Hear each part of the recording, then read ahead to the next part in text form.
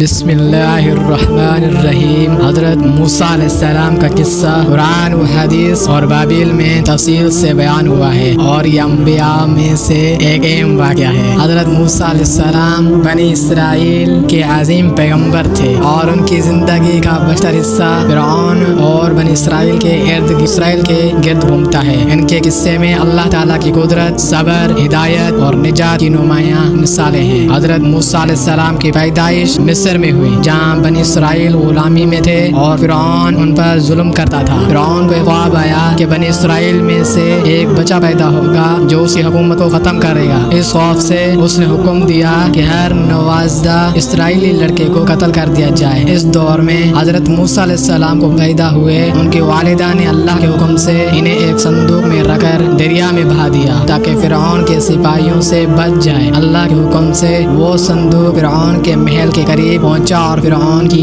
بیوی حضرت عائشہ نے انہیں صندوق سے نکالا اور فرعون کو قائل کیا کہ بچہ کو قتل نہ کریں۔ حضرت عائشہ نے حضرت موسیٰ علیہ السلام کو اپنی اولاد کے طور پر پالنے کی اجازت مانگی اور فرعون نے انہیں اجازت دی۔ حضرت موسیٰ علیہ السلام فرعون کے محل میں پروان چڑھے اور ایک شاہی زندگی گزاری، لیکن اللہ نے ان کے دل میں اپنی قوم بنی اسرائیل کی محبت رکھی۔ جب وہ جوان ہوئے تو انہوں نے ایک دن دیکھا کہ ایک مصری ایک اسرائیلی کو مارتا ہے۔ حضرت موسیٰ علیہ السلام نے اسرائیلی کی مدد کی اور مصری کو قتل کر دیا۔ اس واقعے کے بعد حضرت موسیٰ علیہ السلام کو اپنا جان کا خطرہ محسوس ہوا اور وہ مصر چھوڑ کر مدین کا سفر کیا۔ حضرت موسیٰ علیہ السلام مدین کے علاقے میں پہنچے جہاں ان کی ملاقات حضرت شعیب علیہ السلام کی بیٹیوں سے ہوئی۔ حضرت شعیب علیہ السلام نے ان کی دیانت اور نیک سیرت دے کر اپنی ایک بیٹی کا نکاح حضرت موسیٰ علیہ السلام سے کر دیا۔ حضرت موسیٰ علیہ السلام نے مدین میں کئی سال گزارے اور بکریاں چرائی۔ ایک دن حضرت موسیٰ علیہ السلام اپنے خاندان کے ساتھ مصر واپس جانے کے لیے نکلے۔ راستے میں کوہ طور کے قریب انہوں نے ایک روشنی دیکھی۔ جب وہ روشنی کے قریب پہنچے تو اللہ تعالیٰ نے انہیں نبوت عطا فرمائی۔ اللہ نے انہیں ایسا کا معجزہ دیا کہ وہ ایک سانپ بن جاتا اور دوسرا معجزہ یہ کہ ان کا ہاتھ سفید ہو جاتا جب وہ اپنی بغل میں ڈالتے۔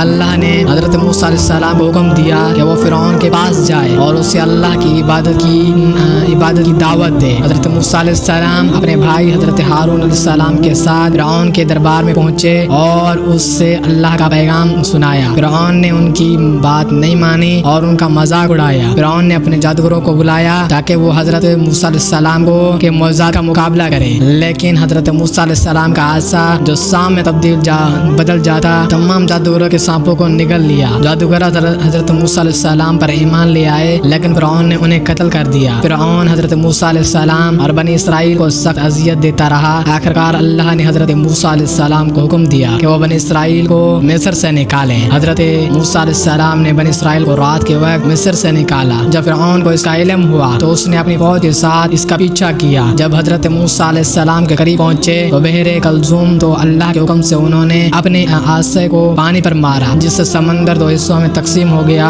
اور بنی اسرائیل سمندر کے خشک راستے سے گزر گئے۔ جب فرعون اور اس کے فوج ان کے پیچھے آئی تو سمندر دوبارہ اپنی حالت میں آ گیا اور فرعون اپنی فوج سمیت غرق ہو گیا۔ بنی اسرائیل کے مصر سے نکلنے کے بعد حضرت موسیٰ علیہ السلام کوہ طور پر گئے جہاں اللہ نے ان سے کلام کیا اور انہیں تورات عطا کی۔ یہ اللہ کی شریعت تھی جس کے ذریعے بنی اسرائیل کو زندگی گزارنے کی ہدایت ملی، لیکن بنی اسرائیل نے جلدی بچڑے کی پوجا شروع کر دی جس پر حضرت موسیٰ علیہ السلام بہت ناراض ہوئے اور ان کی سخت اصلاح کی۔ حضرت موسیٰ علیہ السلام کی زندگی کا آخری حصہ بنی اسرائیل کے رہنمائی میں گزارا۔ اللہ نے انہیں سرزمین مقدس فلسطین میں داخل ہونے کا حکم دیا تھا، لیکن بنی اسرائیل کے نافرمانی کی وجہ سے وہ 40 سال تک صحرائے سینا میں بھٹکتے رہے اور حضرت موسیٰ علیہ السلام کا انتقال بھی اسی عرصے میں ہوا اور انہیں سرزمین مقدس میں داخل ہونے کا موقع نہیں ملا۔ حضرت موسیٰ علیہ السلام کا قصہ نہ صرف ایمان، صبر اور اللہ کی ہدایت کا عظیم سبق دیتا ہے بلکہ یہ بھی ظاہر کرتا ہے کہ کس طرح اللہ اپنے نیک بندوں کو مشکل حالات میں مدد اور رہنمائی عطا فرماتا ہے۔